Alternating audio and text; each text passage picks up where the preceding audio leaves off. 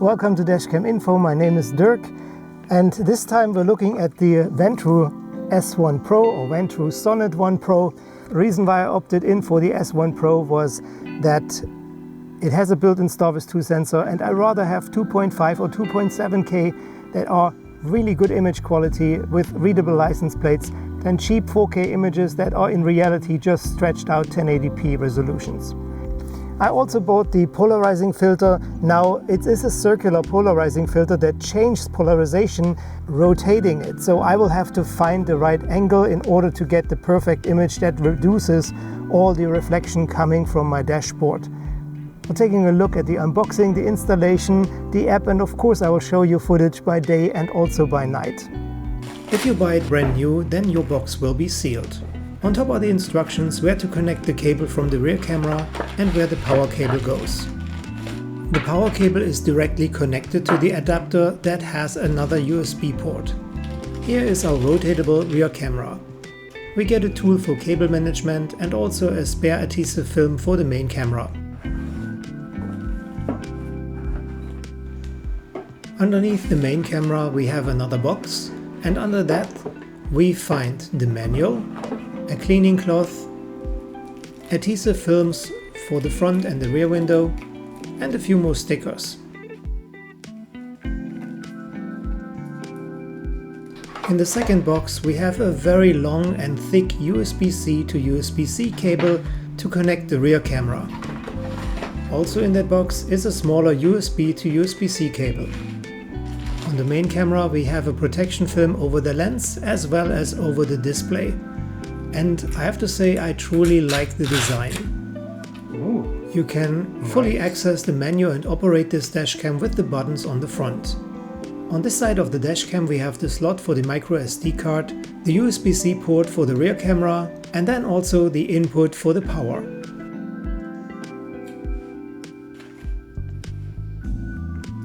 To reduce reflections coming from the dashboard, I bought the polarized filter, and there's also a protection film that you need to remove. Don't forget that. It can be simply screwed on top of the lens. For easier removal I use the adhesive film, and now I simply press the rear camera against the rear window. I already plugged in the USB-C cable. Now I'm rotating the rear camera to get more street than sky. Here I simply remove the protection layer from the adhesive film, and then I press the main camera against my windshield. Of course I was carefully lining it up to make sure it's straight. The good thing is that we can rotate the front lens so that we always get a good angle. First I plugged in the power cable, and after that the rear camera. And now it's already time to power it on. And I fast forward the initial setup. With the up and down arrows we can go through the options, and with the center button we can confirm our selection.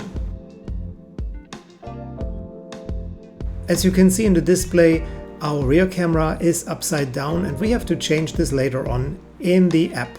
In your Wi-Fi settings on your phone, you have to connect to the S1 Pro Vantrue network. You can do so by adding the top secret passcode 123456778. Now you can open the Vantrue app and you can connect your dashcam. With a tap on the gear wheel we can access the menu,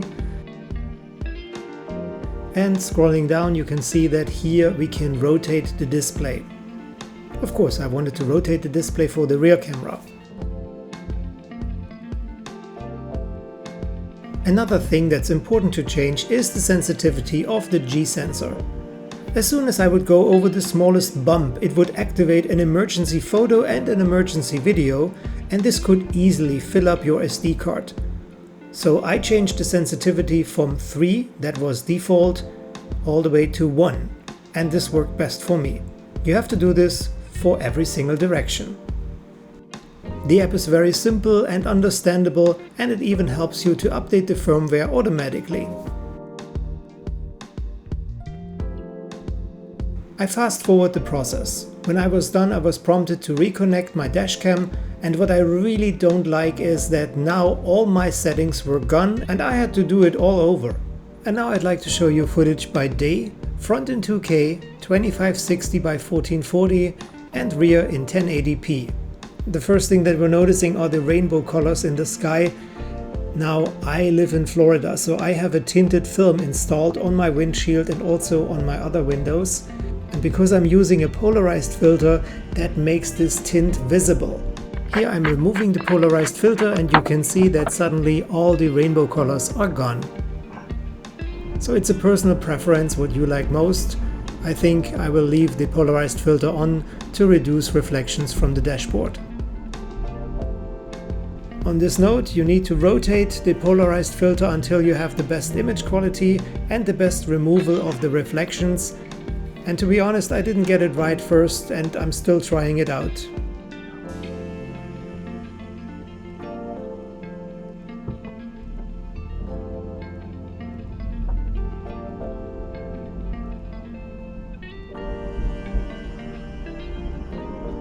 Like many of my videos, this was not a sponsored review. And if you want to help me that I can buy more dash cams, you could use the affiliate links that I'm linking below each video if you're in the market to buy one of these dash cams. Feel free to pause the video anytime. As you can see, all the license plates are well readable and I'm pretty impressed with the image quality coming from the S1 Pro.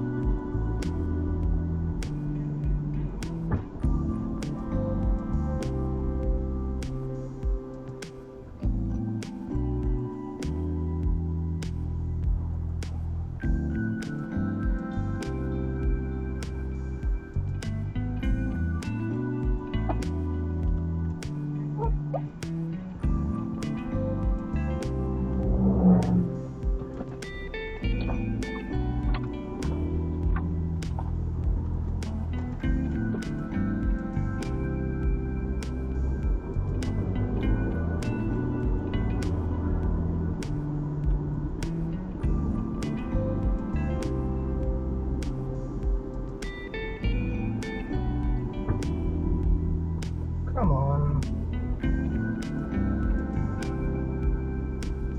Some of the gleichen Trails, der gar nichts vor.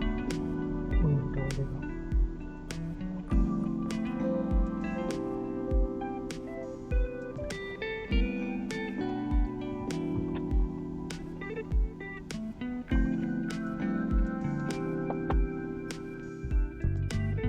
And now it's time to look at some footage by night. Again, front 2K, 2560 by 1440 and the rear in 1080p.